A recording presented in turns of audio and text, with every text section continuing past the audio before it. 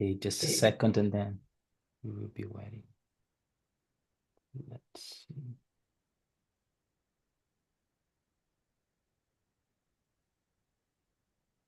All right, now we are live on YouTube. Thank you everyone for coming to this podcast, and we have a special guest to our podcast today. Today we're going to be talking about stress, how you can have a rich and meaningful life. So for that, I invited someone who knows the topic and can talk about this. So first, I'm Yuri. As you may know, I come from Brazil. And in this channel, on this YouTube channel, our idea is to bring important topics to talk about life, God, and anything that would be meaningful to you. But today we want to talk about stress, something that may help you. So I have here Paul with me from the United States of America. But I want to say hi to Paul first. Hi, Paul. How are you? Hello. I'm glad to be here. I like So, talking about stress. Fantastic. I invited the right person then. Great. So, Paul, for us to start this conversation, would you please tell us how you got involved with stress? Like, talk a little bit about your education background. Okay. I have a bachelor's degree in Christian education, and then I went on to earn a master's in counseling. And my first job in the counseling field was working for an agency that provided services for alcoholic and drug addicts. And I was over my head. It was a stressful situation. I was the only counselor at this particular agency. I had very little experience. I had absolutely no understanding of what I needed to do about to help people that had serious alcohol and drug problems. And so I had been working maybe 3-4 weeks, and I suddenly started having these horrible headaches, and they were debilitating. A headache would start, and once it started, the only thing I could do is go into my office and close the door and put my head down on the desk and do nothing for the rest of the day, or leave and go home. So like most people, when they have that kind of a physical problem, I went to see the doctor. He said, well, maybe you're having sinus infections. And so he gave me a bucket load of antibiotics, which did no good whatsoever. I had a friend that had seen an eye doctor, and she said, well, maybe this is eye strain causing the headache. So I went to see an eye doctor, and he talked a little bit about what the headaches were like and examined my eyes and said, no, these are not caused by eye strain. I had another friend that had just seen an ear, nose, and throat specialist and liked the guy, the doctor. And so I went to see that doctor, and he started talking about doing sinus surgery. I knew I didn't want to do sinus surgery. And so another friend had seen a new doctor that he liked and really recommended this guy. And so I went to see him, and he gave me a medicine that worked. I mean, I took this medicine and the headaches were gone until the medicine began to wear out, and then they came back. So I looked the medicine up, and I found out it was used to treat two things. One was menstrual cramps.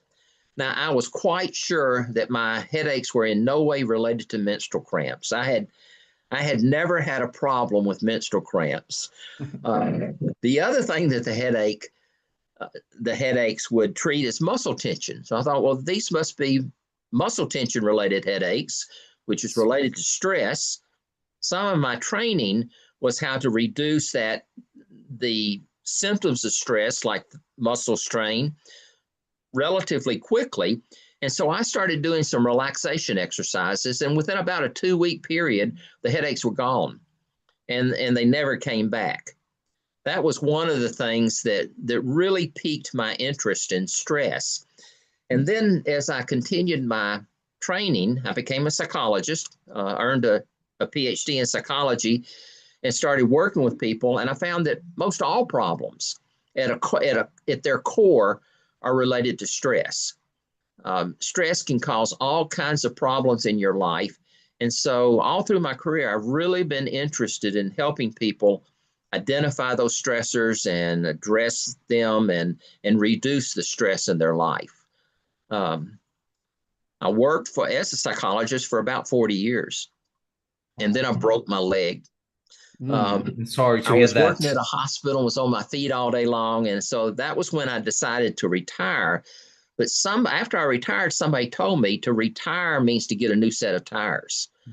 So I got some training in coaching, and doing stress management coaching is my new set of tires. Wow. So that's interesting how you experienced stress yourself, right? Headache, and then you took medicine, but that worked in the first few moments, but it came back. Yeah, right? It came back. That's the thing about the symptoms of stress. If you just deal with the symptoms and don't go beyond that and deal with the causes of that stress, those symptoms are going to come back. And oftentimes they come back with a vengeance. So it's really important to go beyond just addressing the symptoms of stress and address the causes of that stress. Definitely. And then, so for our listeners and those people who are watching, so could you tell us the definition of stress in a scientific way? Well, I don't know how scientific it is. Yes. I try to keep myself without getting into too much jargon or any of that thing. But there's really not a universal definition of stress. I have my own definition. I see stress as being all the energy generating processes that go on inside your body when you have a task to complete, a challenge to reach, or a need to meet. So you're facing some kind of challenge or some kind of task you want to complete or some need that you have. Your brain notes that and activates all these processes. You breathe faster, getting in more oxygen, your heart beats faster, adrenaline is released into your bloodstream, glucose is released into your bloodstream. All of this produces energy, and then you can use that energy to address meeting that need or reaching that challenge or completing that task. So that's how I define stress. Now, if you were to think about stress as being maybe a part of your car, stress would be the motor. You want to get your car from one place to another. You get in it, you start the motor. Once the motor's running, it's generating energy. And you can use that energy to move your car from where it is to where you want it to be. But you have to regulate the energy. You know, if you don't give it enough gas, particularly if you're going up a hill, then it's going to stall and you're not going to get far in a stalled car. Now, on the other hand, if you give it too much gas, you may lose control and have a wreck, or you could get a speeding ticket. Okay? So it's important to regulate that energy so that it doesn't get too low or too high. Just same way with stress. Yeah. Wow, that's a great definition, more than a scientific one, I would say. That was great. Great. So I want to ask this question. For example, if someone wants to study a lot, and generally we get some stressed out, burnout. So how could we balance the time of studying? Should we study a lot, less? What should we do to have less stress while studying? Okay. I think the most important thing is to begin to notice how it feels to become more stressed. When you have very low stress, in fact, there's a term for optimal stress. If the stress is too low, people typically refer to it as hypostressed. Your stress, hypo meaning low, your stress is too low. And it doesn't energize you. It doesn't motivate you. You get bored. You get sleepy, lethargic. So you want more than that. You have to notice what it feels like as your stress level comes up. But then it gets to the point where it begins to motivate you and energize you and you feel excited doing what you're doing. But if it keeps on building up, it gets to a point where you start experiencing symptoms. For me, the very first thing I experience is fatigue. I start really getting fatigued. If I don't pay attention to the fatigue, then I notice that my neck muscles begin to get stiff. And it hurts to to move my head. I injured my neck in a couple of accidents when I was much younger. And so that's where stress will hit me first. If I still don't pay attention to it, then I'll start getting a headache. And the headaches, like I was talking about when I first got my post-master's degree job, those headaches can be quite severe. Okay? So what you want to do, the stress becomes overwhelming. What you want to do is you want to keep the stress between being bored and being overwhelmed. But you have to notice what those two feel like. And as you begin to notice that stress coming up to a level where it begins to produce those symptoms, tension in your body, your fatigue, that's when you need to take a break and bring it back down, whether you're studying or doing some other stress, energy consuming activity. Yes. Wow, that's interesting. So you have to know who you are, right? You have to know your body, right? In order to Absolutely. manage it well. Absolutely. You need to pay attention to the feelings. The feelings are like the alarms going off, letting you know whether you need to bring the stress level down, which is typically what people need to do. Some people suffer from too little stress. That's not too common. I think that's most common after people retire. They'll be working for years and then they retire and they don't have much going on and they begin to get bored and depressed, But most of us struggle with a lot of stress. And so you have to be aware of that stress. And when the stress gets to a level that it begins to produce those symptoms, and at that time, you begin to do something to bring it back down. And that doesn't have to be something that's terribly time consuming. I call these things R factors. And the reason I call them R factors is because stress can be a friend, or as that stress builds up, it gets to the point where it's creating problems, it becomes a fiend. Now, a fiend is something that's out to get you. But the difference between a friend and a fiend is an R. If you put an R in the word fiend, you got friend. You take the R out of the word fiend, you got friend, you got fiend. So if stress builds up to the point where it's not your friend anymore, it's a fiend, you need to have some R factors to bring stress back down again. And so wow, there's hundreds and hundreds of things you can do to bring stress down. Oh, yes, definitely. So, and if is it like according to you, how you've experienced stress in your life, and are there like different types of stress that people should know? Yeah, I think that there are, what really people really need to know about stress is there's acute stress. Typically, acute stress is not too big of a problem unless it's just really, really intense. That would be when you are experiencing stress that's short term, and typically you can identify the cause of the stress pretty easily. And once you deal with that cause, the stress begins to go away. Mm-hmm. But if stress goes on and on and on and on, either because you haven't been able to deal with the cause, or if you have multiple causes and they're happening one after the other, after the other, after the other, and you experience stress for a long period of time, the stress becomes chronic. And it's the chronic stress that causes the most problems in a person's life, particularly medical problems. It can be deadly.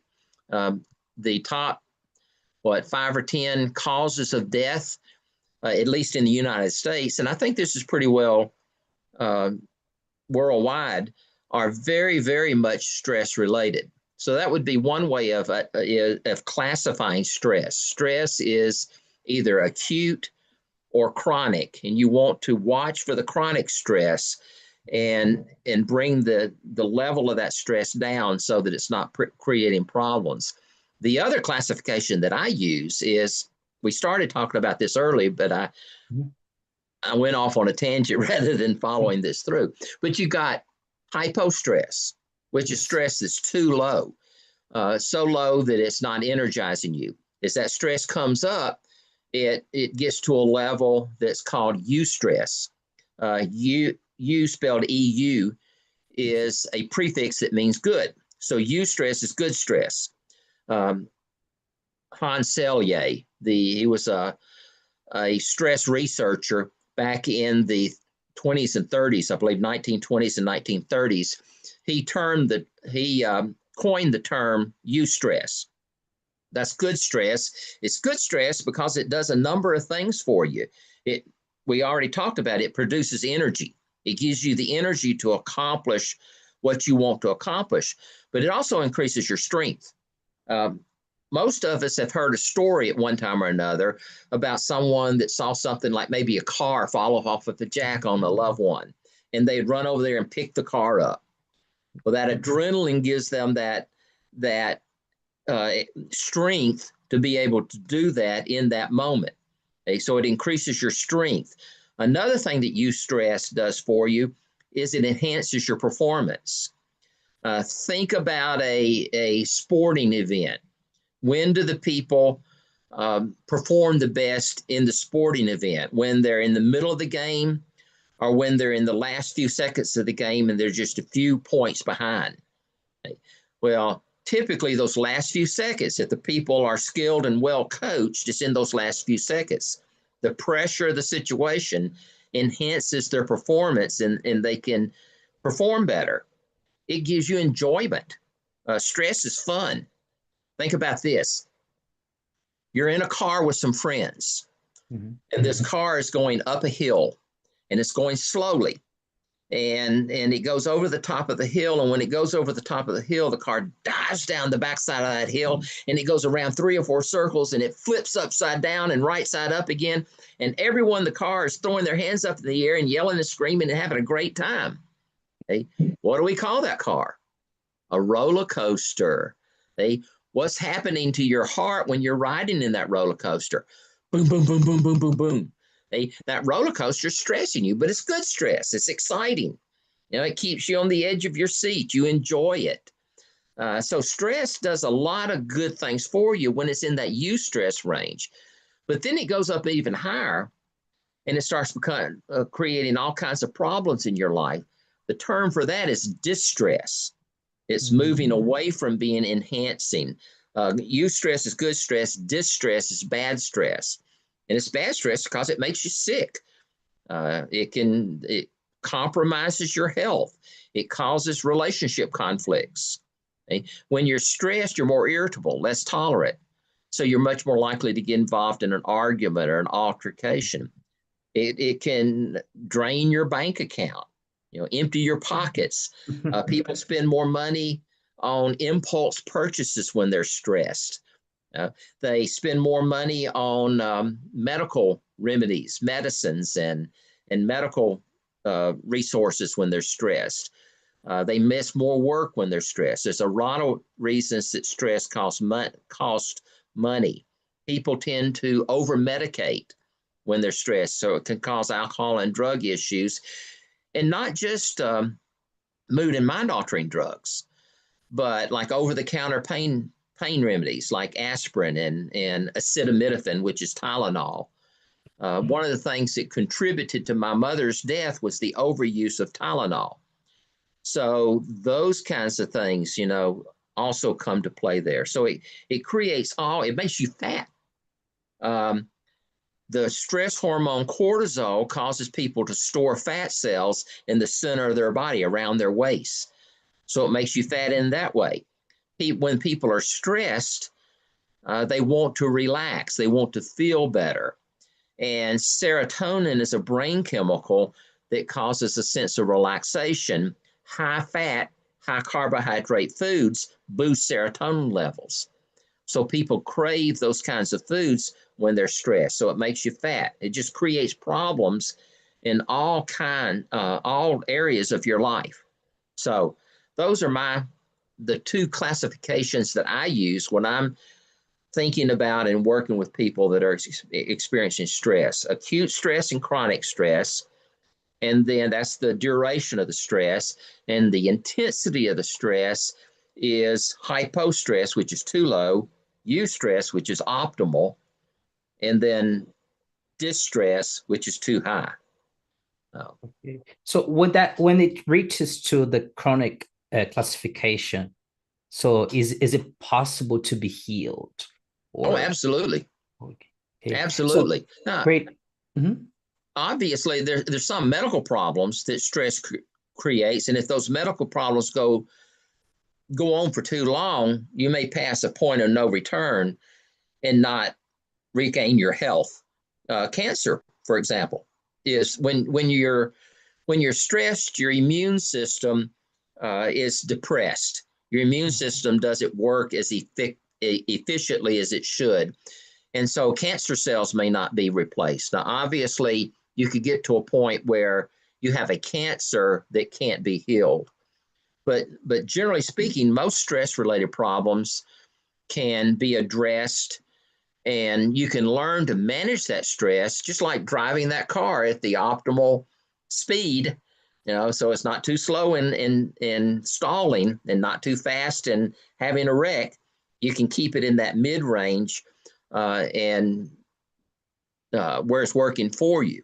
Then as you do that, you can address whatever those causes are and repair the damage that's being done. You have relationship conflicts, you can work those out. You've gotten too fat because of the stress, the effects of stress in your body. You can begin to work out and eat more healthy, and so yeah, those things, most of the time they can be you can be healed, you can recover, reverse the process. Sometimes problems result that go too far and can't be efficiently healed. Yes. Yes. Yes. So very interesting. And like what you were just talking about, it's really true, right? It has happened to me in the past, right? When I got so like stressed, like spending money and then relationship problems. So I can definitely testify that the problems of stress are real. Oh, And absolutely. and if I want to address stress effectively, so what does effective stress management involve in that case? Okay. I typically will have people work through 4 processes. These processes have sub processes. So, but the first thing I do is have people begin to really pay attention to the symptoms of stress and identify 3 or 4 or 5 different ways that they can reduce stress rapidly. And as the stress begins to build up during any given day, then it repeatedly through the day, if necessary, they'll do something to reduce the stress. And that could be, spend 2 minutes doing some deep breathing, or go for a walk, or eat a snack, or hydrate. One of the things that happens when you're stressed is you begin to dehydrate. So hydrate. All these, do some relaxation, muscle relaxation. All these ways of rapidly bringing those stress symptoms down. The next thing I have people do, and this is over a period of time, is I will have them think about and write out a very detailed description of the less stressful, more balanced, joyful life that they would like to be living. Now, when people do that, they tend to become more stressed, actually. They begin to become more dissatisfied in their life. And that's a good thing, because all change begins with dissatisfaction. If you're not dissatisfied with something, you're not going to work on changing it. So as they notice these dissatisfactions, then they can begin to do something about it. They can identify what the problem is and work at overcoming that problem. Now, I have 2 systems, two plans to help people deal with the dissatisfactions they've identified. If the dissatisfaction is a feeling, I'm feeling nervous all the time, or a thought, I'm always thinking something bad's going to happen, or a belief that they have, I'm just inadequate in this situation, then I use a plan which I call the cure plan to reprogram those thoughts. The cure plan, CURE, is to clarify the feeling, understand the warning message in that feeling. That feeling is warning you about something. Reprogram the attitude that's causing the feeling, and then evaluate the consequences to see if it's helping. So that would be a process that people would go through to deal with those internal stressors, feelings, thoughts, and beliefs that are triggering stress or keeping them locked in stress. If the stressor is something outside of them, like a situation or a circumstance or even a behavior they're engaging in, then I use the GROW plan.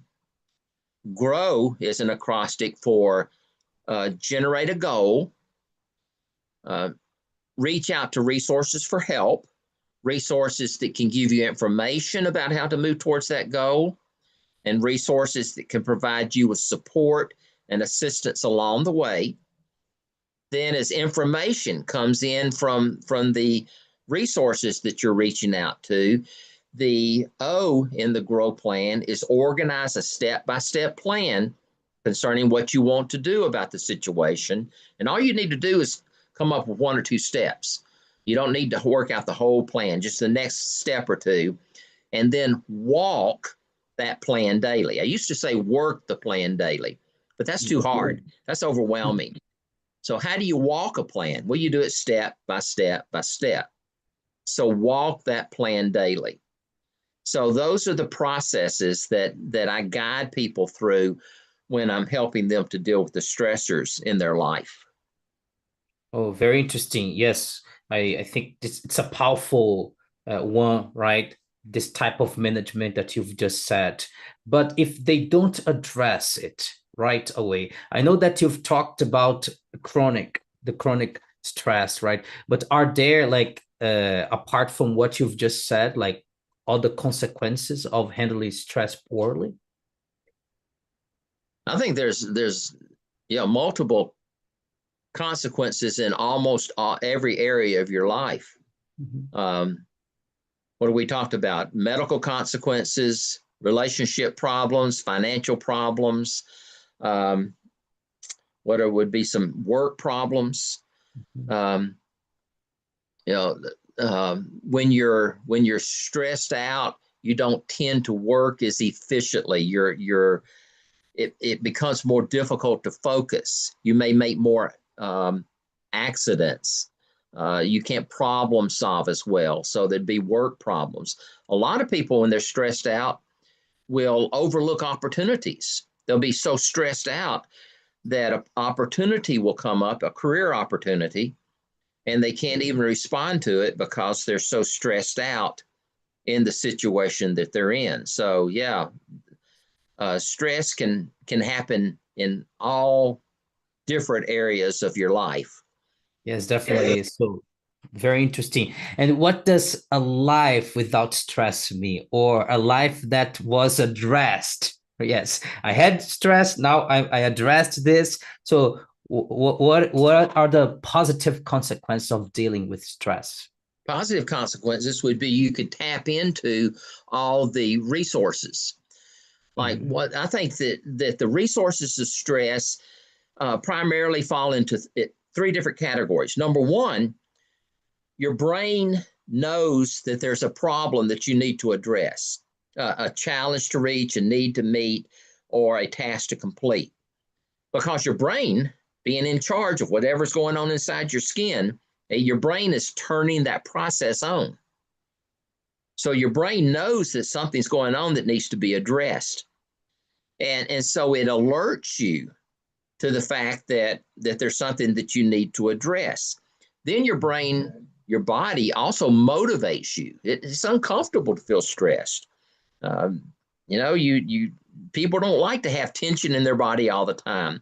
So those uncomfortable feelings motivate you to want to do something about it. And then the energies that's generating by your being generated by the stress process also empowers you. It gives you the energy to address that stress. So it's alerting you to the presence of something that you need to address. it's motivating you to address whatever it needs to be addressed, and it's empowering you with the energy that you need to address. And then you can tap into those things and build in develop all kinds of resources and benefits in your life.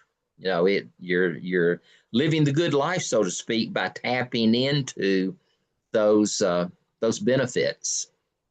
So it's like having the toolbox, like that you have like the tools to deal with stress, right? Absolutely. That's interesting. The stress tools that I talk about are behavioral techniques, behavioral tools that you can use to deal with stress. And there's a whole bunch of them that you can tap into and use. The Grow Plan, the Cure Plan is a collection of tools. Very interesting. So, like, I know that you have a free resource, so could you tell us about that, and how can that be helpful? I could. I have a short ebook that I wrote, which summarizes what we've been talking about, goes into a little bit of detail, not a great deal of detail. It's a short book. The name of it is Prosper in the Pressure Cooker, the 5 Best Ways to Thrive When Life Turns Up the Heat. And you can download that by going to my website. The website is hpaulstanleycoaching.com, hpaulstanleycoaching.com. And on the homepage, there is a link to download that ebook. So you can download that ebook and free of cost. And it will go into a little bit more detail about the things we've been talking about today. Wow. Thank you for sharing about that. So guys, if you want to download the book, so in the description of this podcast, I'm gonna put the link there so that you can click on it. Okay. But Paul, where can people find you? So where are you? Like, where can people find you and then contact you more? The same place, hpaulstanleycoaching.com. That's my website. There is a contact form there that you can contact me through. You can go to, I have a Facebook page. Again, H. Paul Stanley. It's my Facebook profile. I have 2 other pages on Facebook, but I'm not very active in keeping them updated. One is Stress Relief Source, and the other one is the Luke 252 Lifestyle. But like I said, I tend not to keep those updated. So if you want to read, I posted to those pages for years. There's a lot of material there, but nothing fresh is being posted. So the best place to contact me would be through hpaulstanleycoaching.com. Wow, that's fantastic. So Paul, this was a great conversation. I learned a lot from you today. So we were able to cover different topics related to stress. So is there anything else that you would like to share with us so that it could be beneficial? Nothing comes to mind right off. Awesome. No I think we pretty well covered it. Yes, we did it. So thank you, everyone. Here's a thought. Yes. When stress is a problem, balance is the solution. Wow. When stress is a problem, balance is the solution. Is the solution. Fun. Okay, I have to keep this in mind. You may need to rest. If you're not sleeping enough, you may need to increase your sleep, but you don't want to oversleep. Life is a balance. You need to maintain balance in your life, and most always, when you're stressed out, it's because you've lost that balance. Mm-hmm. Wow, so very interesting to know that. I think everything in life it must be in balance, right? That's right. That's the way I think about it. Wonderful. So we couldn't finish with a better saying. So you just said it. So Paul, thank you very much for participating, for sharing your knowledge, and I'm so grateful. And I hope that you can continue to impact more people, more clients, and other places that you go and talk about stress. So thank you, Paul. Thank you for the invitation. I have enjoyed it thoroughly. Wonderful. Thank you, everyone, for watching. I'm going to stop this live.